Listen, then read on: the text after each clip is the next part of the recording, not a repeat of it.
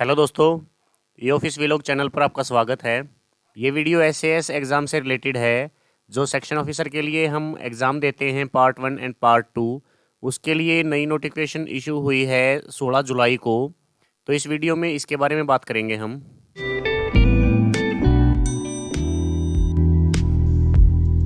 जैसा कि मैंने आपको लास्ट वीडियो में बताया था कि मैं हिमाचल में था पिछले कुछ टाइम से, तो आपकी क्यूरीज़ का भी रिप्लाई नहीं कर पा रहा था और ये जो नई नोटिफिकेशन आई थी इसके बारे में भी वीडियो बनाने में थोड़ा टाइम लगा। तो सबसे पहले तो ये नोटिफिकेशन जो 16 जुलाई को इशू हुई है, इसको आप फाइनेंस डिपार्टमेंट की वेबसाइट से डाउनलोड कर सकते हैं। इसके लिए आपको फाइनेंस डिपार्टमेंट की वेबसाइट ओपन करनी है और ओपन करने के बाद नोटिफिकेशन एंड ऑर्डर्स पे क्लिक करें राइट साइड में पब्लिक इन्फॉर्मेशन वाले कॉलम में। जब आप नोटिफिकेशन एंड ऑर्डर पे क्लिक करेंगे तो 16 जुलाई की डेट को देख लें। ये है 16 जुलाई को revision of regulation for Haryana state subordinate account services examination. तो ये नई नोटिफिकेशन जारी की गई है फाइनेंस डिपार्टमेंट के द्वारा। इस नोटिफिकेशन में कुछ कंडीशंस और सिलेबस भी चेंज हुआ है थोड़ा बहुत, तो इसको हम देख लेते हैं एक बार। इस नोटिफिकेशन में भी जो पुरानी चीज़ें थी लगभग वो सेम ही रखी गई हैं, कुछ एक चीज़ें चेंज हुई हैं। तो इस नोटिफिकेशन के साथ एनेक्स्चर 1 और 2 अपलोड किए हैं इन्होंने। इसमें सबसे पहले रेगुलेशंस हैं जो एसएएस एग्ज़ाम के लिए हैं। तो एक चीज़ जो चेंज हुई है उसमें अब ग्रुप ए बी सी किसी भी कैटेगरी के और किसी भी पोस्ट का एम्प्लॉई एसएएस का एग्ज़ाम दे सकता है। और ग्रुप ए बी सी में जो एम्प्लॉई काम कर रहे हैं उनके इक्विवेलेंट रैंक के एम्प्लॉई जो बोर्ड कॉरपोरेशन और ऑटोनोमस बॉडी या फिर एचपीएससी विधानसभा या फिर कोर्ट्स में काम कर रहे हैं, वो भी इस एग्ज़ाम के लिए अप्लाई कर सकते हैं। ये जो 3 ईयर की रेगुलर सर्विस की कंडीशन है वो सेम ही रखी है, इसमें कोई चेंज नहीं किया गया है। एसएएस का एग्ज़ाम देने के लिए आपके पास 3 साल का एक्सपीरियंस होना चाहिए एज ए रेगुलर एम्प्लॉई। पहले भी 2 पार्ट में ही एग्ज़ाम होता था, अब भी 2 पार्ट में ही एग्ज़ाम होगा, पार्ट 1 एंड पार्ट 2। और इसके लिए ग्रेजुएशन पहले भी मैंडेटरी थी और अब भी मैंडेटरी है। बाकी कंडीशंस भी लगभग सेम है, जैसे 70% एसीआर गुड और अबव होनी चाहिए, तो वो कंडीशन सेम रखी गई है। जिन एम्प्लॉयज़ को 2014 की पॉलिसी में रेगुलर किया गया था वो अभी एलिजिबल नहीं है इस एग्ज़ाम के लिए, क्योंकि उनका जो केस है वो सुप्रीम कोर्ट में पेंडिंग है। तो जब तक उस केस का कोई डिसीजन नहीं हो जाता तब तक वो एग्ज़ाम नहीं दे पाएंगे। इस एग्ज़ाम को पास करने के लिए आपको हर सब्जेक्ट में 45% से अबव मार्क्स चाहिए और एग्रीगेट में आपके 50% से ज़्यादा होने चाहिए। अगर किसी सब्जेक्ट में आपने एक बार 60% या उससे ज़्यादा मार्क्स ले लिए तो वो पेपर आपको दोबारा देने की ज़रूरत नहीं पड़ेगी। अगर आपके 20% से कम मार्क्स आते हैं एग्रीगेट में तो आप 2 साल के लिए ये एग्ज़ाम नहीं दे पाएंगे। तो ये कुछ एक कंडीशंस हैं, बाकी आप डिटेल में इनको पढ़ सकते हैं डाउनलोड करके। जो एग्ज़ाम आपको बुक्स के साथ देने हैं उनके लिए आपको अपनी खुद की बुक्स ले जानी पड़ेंगी। यहाँ 11th पॉइंट में इन्होंने क्लियर भी किया है। बैचलर डिग्री या फिर इसका इक्विवेलेंट इसके लिए मस्ट है। इसके अलावा फाइनेंस डिपार्टमेंट के द्वारा जो सीनियरिटी फिक्स की जाएगी उसकी भी गाइडलाइन दी गई है इसमें।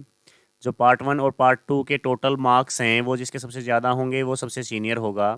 और जो एम्प्लॉय पार्ट 2 पहले क्लियर करेगा उसको सीनियर माना जाएगा, चाहे किसी दूसरे एम्प्लॉय ने पार्ट 1 पहले क्लियर कर रखा हो। अगर मार्क्स सेम हैं तो जो उम्र में बड़ा होगा उसको सीनियर माना जाएगा। अगर उम्र भी सेम है और मार्क्स भी सेम है पार्ट 1 और पार्ट 2 के मिला के, तो जिसने पहले गवर्नमेंट सर्विस में ज्वाइन किया था उसको सीनियर माना जाएगा। तो ये कुछ एक गाइडलाइंस है इसकी सीनियरिटी को लेके भी। इसमें अगर कोई बोर्ड और कॉरपोरेशन का एम्प्लॉय क्वालिफाई कर जाता है ये एग्ज़ाम तो उसकी सर्विस को नई सर्विस माना जाएगा। लेकिन अगर वो एम्प्लॉय पहले से जीपीएफ में है तो उसका जीपीएफ एज इट इज़ कटता रहेगा। तो इसमें ये गाइडलाइंस हैं। इसके बाद इसमें दिया गया है जो सिलेबस चेंज हुआ है। तो पहले 2 सब्जेक्ट हैं जो प्रिसाइज एंड ड्राफ्टिंग है और कमर्शियल बुक कीपिंग है, उसमें कुछ भी चेंज नहीं किया गया है। हमारे जो सिविल सर्विस रूल थे उसमें पंजाब सर्विस रूल रिपील हो चुके हैं, इसलिए जो हरियाणा सिविल सर्विस रूल आए थे 2016 में अब वो आएंगे एग्ज़ाम में। तो पुरानी पंजाब की सीएसआर पढ़ने की आपको ज़रूरत नहीं है। इसके बाद जो ऑडिट एंड फाइनेंशियल रेगुलेशन वाला पेपर है उसमें भी कुछ एक चेंजेस किए गए हैं। कुछ चैप्टर जो नेसेसरी नहीं थे उनको हटा दिया गया है और कुछ चैप्टर जो नेसेसरी थे उनको इंक्लूड किया गया है। इसको भी आप देख सकते हैं इन इंस्ट्रक्शन से, या तो आप इन इंस्ट्रक्शंस को डाउनलोड कर लें। अगर आपको नहीं मिल रही तो आप eofficevlog@gmail.com पर ईमेल करें, मैं आपको ईमेल कर दूंगा ये नोटिफिकेशन। इसके बाद जो 5th एंड लास्ट सब्जेक्ट है पीडब्ल्यूडी अकाउंट कोड, उसमें भी माइनर से चेंजेस हैं, लेकिन इन चेंजेस का मेरे ख्याल से आपको पहले से ही पता ही होगा। जैसे कि इसमें जो टीए रूल्स हैं वो पहले पंजाब सीएसआर के अकॉर्डिंग होते थे, अब 2016 में हरियाणा सिविल सर्विस नए रूल आ गए, तो उसके हिसाब से ही एग्ज़ाम आएगा। इसके पार्ट 2 में भी कुछ सिलेबस में कुछ एक चेंजेस हुए हैं, तो ये भी आप इस नोटिफिकेशन से चेक कर सकते हैं। इसके अलावा ये एग्ज़ाम कब होना है और इसके लिए कब नोटिफिकेशन इशू होगा, इस बारे में अभी कुछ भी क्लियर नहीं किया गया है इसमें।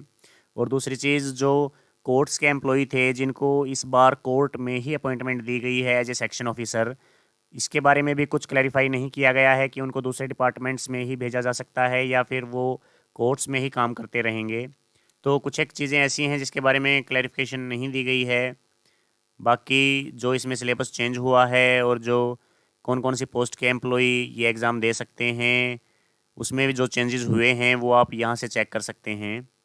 पहले सिर्फ मिनिस्ट्रियल स्टाफ दे सकता था ये एग्ज़ाम, लेकिन अब ग्रुप ए बी सी के सभी एम्प्लॉयज़ के लिए कर दिया गया है इसको। बाकी जब फाइनेंस डिपार्टमेंट एग्ज़ाम के लिए नोटिफिकेशन इशू करेगा, उसमें भी क्लैरिफाई हो जाएगा अगर इसमें कुछ और चेंज हुआ तो फ़िलहाल के लिए तो ये नोटिफिकेशन ही इशू हुआ है 16 जुलाई को। अब हो सकता है एग्ज़ाम भी जल्दी ही कंडक्ट करवा लिया जाए, तो अपनी तैयारी फुल रखें। अगर आपको कोई नोट्स वगैरह चाहिए तो वो मैं आपको जितने मेरे पास अवेलेबल हैं उतने प्रोवाइड करवा सकता हूँ। उसके लिए आप ईमेल कर सकते हैं eofficevlog@gmail.com पर। तो इस वीडियो में बस इतना ही। इसके अलावा अगर आप कुछ पूछना चाहते हैं तो कमेंट करके बताएं या फिर ईमेल करें। जल्दी ही मिलते हैं किसी नई वीडियो के साथ, तब तक के लिए जय हिंद।